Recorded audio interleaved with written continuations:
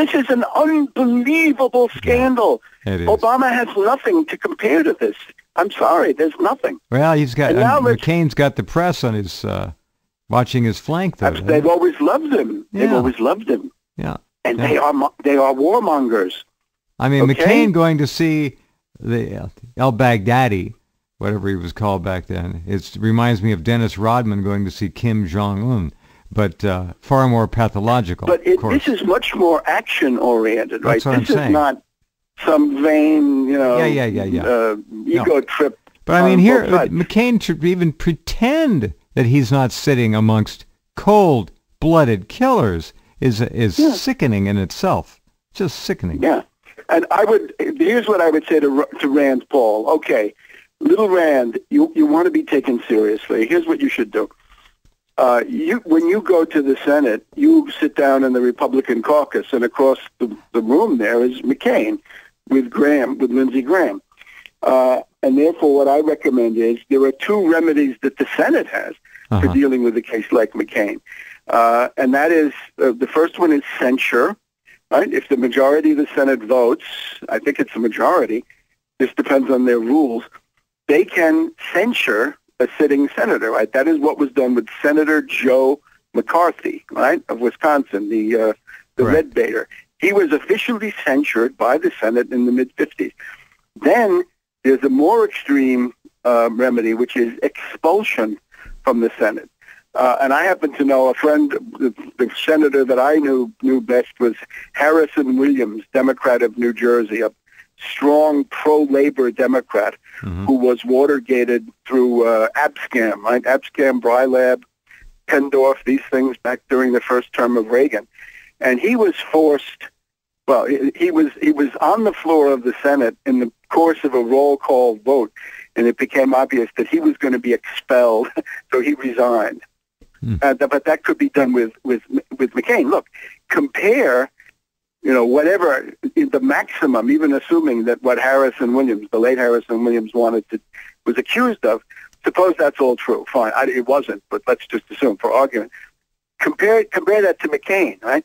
How many deaths? How many prisoners of war have been machine gunned? How many people have been decapitated, right? All this stuff. And these are the people that McCain wants to help. Now, with Obama, you have to understand, since we're both students of Obama for all these many years, he takes evasive action. You can see what he's trying to do. Do the minimum to get by without committing political suicide. Correct. Because, That's of course, what the neocons want is political suicide, right? Yeah. But they don't understand this, right? The neocons don't have political gifts, right? They really don't have any politicians. They pick up politicians like, Bush the Younger or somebody. But the people who are really neocons, they have absolutely no idea because they're incurable warmongers. There's nothing you can do. But Obama always says, this would be bad for me, so I'd rather not do it. So in this case, $500 million to train vetted moderate terrorists, if you can find them, if you can find any. So I don't know how many, but I would also say take the same week we had the president of Ukraine, right, Poroshenko, or Pornoshenko as I call him. Poroshenko. Whatever. No, I think porno. His policies are obscene.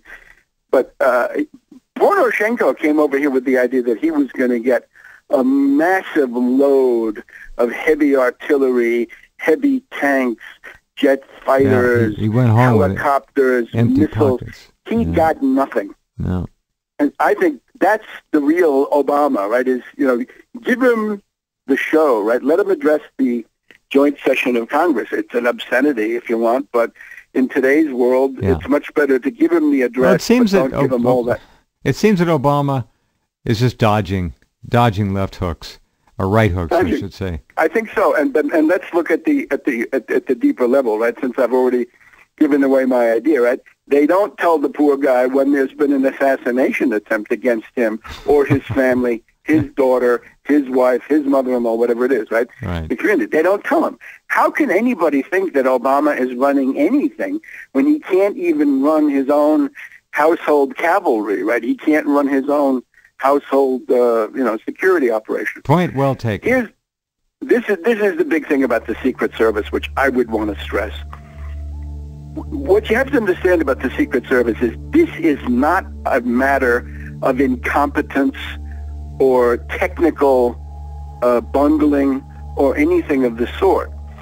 The idea with the Secret Service is within it, there are rogue networks, right? And then the people can go back to the 9/11 context, or the Kennedy assassination context, or the Iran-Contra context. If you know enough, you can go back to the Franklin D. Roosevelt context. But the idea is simply that there's a private network that wants to be able to threaten the president, and they want to be able to kill the president. And in order to be able to threaten and possibly kill the president, if it comes to that, and we've seen it, right? There's no use, being afraid to talk about these play things. games, tell it straight. They have to have a totally chaotic Secret Service. Now, what we're hearing on the television is that the Secret Service used to be prestigious and infallible. It's ridiculous. When was that? Now, when was that? I couldn't remember. If you look at the circumstances, the death of Franklin D. Roosevelt at Warm Springs, Georgia, April 1945, the Secret Service allowed the president's mistress, right, Lucy Rutherford. She was in there with him. She was in there, but more important than her was the Russian woman painter Elizabeth Shumatov and her Russian male photographer assistant, who had come in there with packages of stuff, including a paint box, which was a wonderful medium for chemicals, poisons. Sure. That's what it came to. These people were allowed to exit the scene, and they, according to most accounts that I've seen, and I've seen most of them, were never interviewed. No, they left. Never interviewed. They just left. Yeah. I know. We can look at the Kennedy, right? People, I hope everybody has seen that very interesting film where you see the Kennedy limousine and there's a Secret Service man standing on each corner of the car, right? There's two on the back bumper and two on the front, the running board on the side. And a Secret Service supervisor, this is minutes before he waves the death them off. of Kennedy. Yeah. He tells them to get off. Yep. And one of them protests, and the supervisor insists, and then the poor guy who has to get off shrugs his shoulders and then has to walk away. Well, the one guy put his hands, held his hands upward, like, what are you doing? Yeah. It was an amazing picture. Tell us the story. That's typical of the Secret Service. Yeah. Hold on, Webster. Will you please? We have to take a break here. We'll be right back just a couple of minutes with Webster. Hang on. Okay, welcome back. One of the great things about spending time with Webster is pronunciation of words correctly. Moribund. You don't hear that very often. And caliphate and caliph. It's not caliph, it's caliphate. You don't hear it pronounced properly. Okay, so much for that. The vaunted, infallible, impregnable Secret Service. Yes, which of course is a discredited agency, right? Bunch of drunks and porn hounds is what they are. Well, yes. Druggies. And that's there are two things going on, really. One is we go back and look at, poor Gerald Ford. He happened to have Nelson Rockefeller as vice president. Nelson wanted to be president, so therefore we get Sarah Jane Moore and Lynette Squeaky Fromm. Yeah. Poor Reagan, the intelligence community was not loyal to Reagan, but to Bush the elder. Yeah. So therefore we see Hinckley appear, and every one of these is studded with lapses, blunders, mistakes, failures, shortfalls, all this other stuff.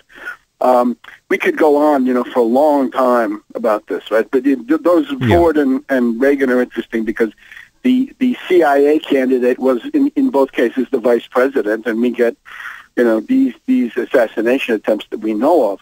Yeah. And then the other side, what you say about, the Cartagena orgy, the supervisor here in the Hay Adams Hotel who went back to get the bullet that he left in this woman's room. It's just, Keystone Cops. But now it's actually worse because then we have this poor black woman, Miriam Carey. It's just about a year ago. This is worth remembering, right? Yeah, well, I want to know what that was about, Webster. I don't know. There's something going on there, something real strange. Here's what you have to do. Here's the method, right? One thing is to delve into the specifics of the people, and therefore you usually find people who are mentally disturbed and therefore they can be manipulated by all kinds of people. In some cases, the caregivers have to be the suspects. But here's what I would rather do.